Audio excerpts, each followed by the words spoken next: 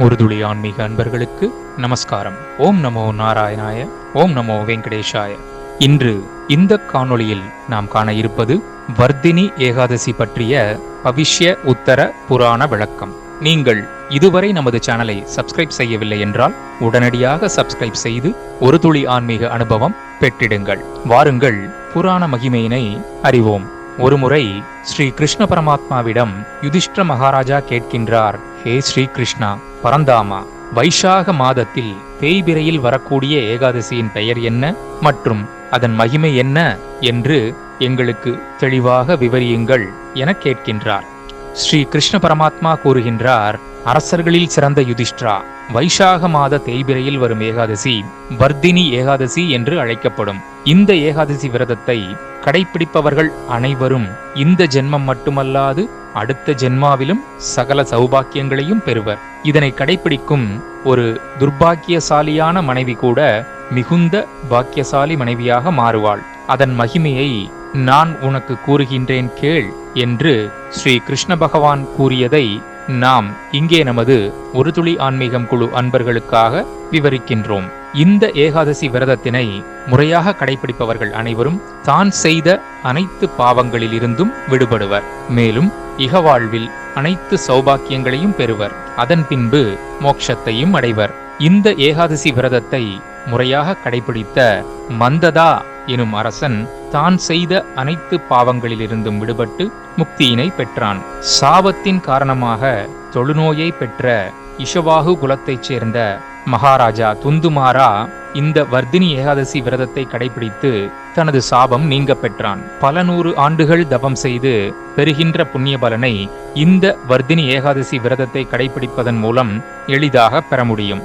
தானங்களில் உயர்ந்த குதிரைகளை வழங்குதல், யானைகளை வழங்குதல் மற்றும் பொன் அல்லது பூமியை தானமாக வழங்குதல், இவை இல்லாவிடில் எல்லை தானமாக வழங்குதல், இவை யாவுமே தானங்களில் சிறந்தவை ஆகும். இருப்பினும் இவை எல்லாவற்றையும் விட உயர்ந்ததாக அனைவருக்கும் உணவளித்தல் உள்ளது. ஆம், அன்னதானத்தின் மூலமே மேற்கூறிய எல்லா புண்ணியங்களையும் விட அதிக புண்ணியத்தினை பெற முடியும். அதற்கு நிகராக பசுக்களை தானம் வழங்குவதன் மூலமும் பெற முடியும். மேலும் ஒருவருக்கு ஞானத்தை தானம் வழங்குதலும் மிகச் சிறப்பாக குறிப்பிடப்பட்டுள்ளது.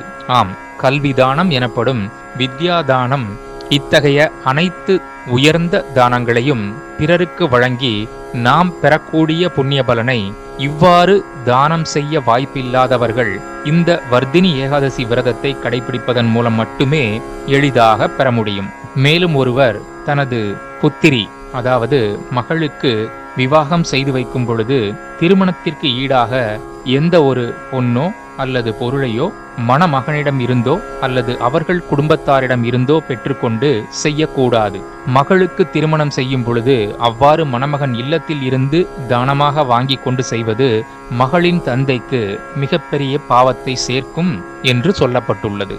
விவாகத்தின் பொழுது தந்தை தனது மகளுக்கு தன்னால் இயன்ற அளவு அணிகலன்களை அணிவிக்கலாம் அல்லது ஏதும் அணிவிக்காமல் கூட இருக்கலாம். ஆனால் தனது மகளுக்கு ஈடாக பொன்னோ அல்லது பொருளோ பெற்றுக்கொண்டு திருமணம் செய்வதுதான் பாவம் என்று கூறப்பட்டுள்ளது. அவ்வாறு ஒருவேளை தெரியாமல் ஏதேனும் தவறு ஏற்பட்டிருப்பினும் அந்த பெண்ணின் தாய் தந்தையரும் இந்த வர்தினி ஏகாதசி விரதத்தை கடைபிடித்து தனது பாவத்தை போக்கிக் கொள்ள முடியும். சரி, எவ்வாறு விரதம் இருப்பது? ஏகாதசியின் முதல் நாள் அன்று, அதாவது தசமி திதி அன்று, பித்தளை பாத்திரத்திலோ அல்லது பித்தளை தட்டிலோ சமைத்த எந்த ஒரு உணவையும் எடுத்துக்கொள்ளக்கூடாது. முதல் நாள் அன்று தேன் அல்லது மாமிச உணவுகளை எடுத்துக்கொள்ளக்கூடாது. அன்று பிரம்மச்சரியத்தை கடைபிடிக்க வேண்டும். மேலும் அன்று பக்தி உணர்வற்ற ஒருவரது இல்லத்திலோ அல்லது அவ்வாறு எண்ணம் கொண்ட ஒருவரது கைகளாலோ சமைக்கப்பட்ட எந்த உணவையும் எடுத்துக்கொள்ளக்கூடாது. சரி, வர்தினி ஏகாதசி அன்று காலையில் எழுந்து குளித்துவிட்டு பகவன் நாமாவை ஜபம் செய்ய வேண்டும். அன்று முழுவதும் உண்ணாமல் இருக்க வேண்டும். அன்று பகல் பொழுதில் சூதாட்டம் மற்ற தேவையற்ற எந்த ஒரு விளையாட்டுகளையும் தவிர்க்க வேண்டும். பகலில் உறக்கம் கொள்ளக்கூடாது. வர்தினி ஏகாதசி அன்றும் பிரம்மச்சரியத்தை கடைபிடிக்க வேண்டும். தலைக்கு அல்லது உடலுக்கு எண்ணெய் தேய்த்து கொள்வதும் அன்று தவிர்க்கப்பட வேண்டியவை. பிறரிடம் குற்றம் காண்பது, தேவையற்ற வதந்திகளை பரப்புவது, அடுத்த நபர்களை பற்றி வீண் வார்த்தைகள் பேசுவது, பிறரிடம் கோபம் கொள்வது மற்றும் பக்தியற்ற ஒருவரிடம் உரையாடுவது, இவை அனைத்தையும் அன்று தவிர்க்க வேண்டும். மொத்தத்தில் இறை சிந்தனையுடன் மட்டுமே இருக்க வேண்டும். அன்று இரவு முழுவதும் உறங்காமல் பக்தி பாடல்களையும் பஜனை பாடல்களையும் செய்து இறை சிந்தனையில் தொடர வேண்டும். மறுநாள் துவாதசி திதி அன்று காலையில் எழுந்து குளித்துவிட்டு பகவான் விஷ்ணுவை வணங்கிவிட்டு அதன் பின்னர் உணவு உட்கொள்ள வேண்டும். வாய்ப்பு இருக்கும் பட்சத்தில் ஒரு அந்தணருக்கு தானம் அளித்துவிட்டு அதன் பின்பு உண்ணலாம். இவ்வாறு வர்தினி ஏகாதசியின் பெருமைகளை யுதிஷ்டிர மகாராஜாவிடம் கூறிய ஸ்ரீ கிருஷ்ண பரமாத்மா மேலும் கூறுகையில், ஓ யுதிஷ்டிரா, இந்த வர்தினி ஏகாதசி விரத கதையினை படித்தவர்களும் கேட்டவர்களும் மற்றும் பிறருக்கு எடுத்து சொல்பவர்களும் மிகுந்த புண்ணிய பலனை பெறுகின்றனர். அவர்கள் கோதானம் செய்த புண்ணிய பலனை பெறுவர் என்றும் கூறினார்.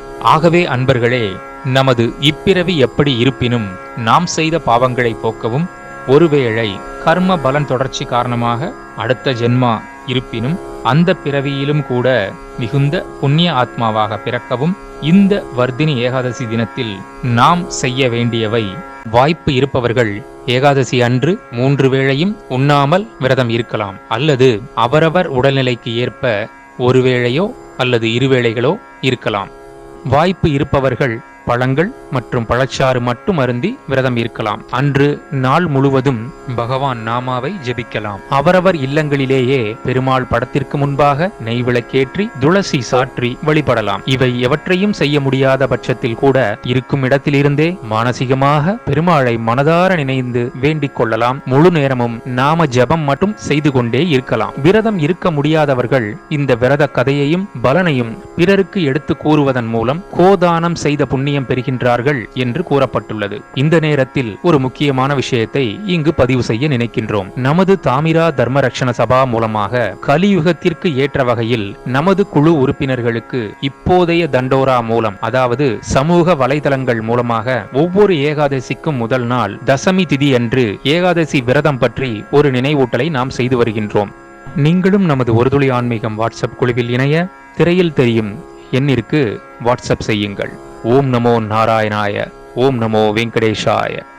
நாம் முன்பே கூறியுள்ளது போல உபவாசம் இருப்பது என்பது உடலுக்கும் மனதுக்கும் மிகவும் நல்லது என்ற போதிலும் தற்போதைய கலியுகத்தில் இது அவரவர்களின் தனிப்பட்ட உடல் நலனை பொறுத்தது ஆகும். வயோதிகர்கள், நோய்வாய்ப்பட்டவர்கள், உடல்நிலை ஒத்துழைக்காதவர்கள் ஏகாதசி விரத பலனை அடைய ஏகாதசி அன்று ஒரு நாள் மட்டும் அரிசி உணவை தவிர்த்து வேறு உணவுகளை, அவல் அல்லது பழங்கள் போன்ற உணவுகளை அவரவர் தேவைக்கு ஏற்ப எடுத்துக்கொண்டு பகவான் நாமாவை ஜபித்து ஏகாதசி விரத மகிமையினை மற்ற அன்பர்களுக்கும் தெரியப்படுத்தலாம். ஓம் நமோ நாராயணாய, ஓம் நமோ வெங்கடேஷாய.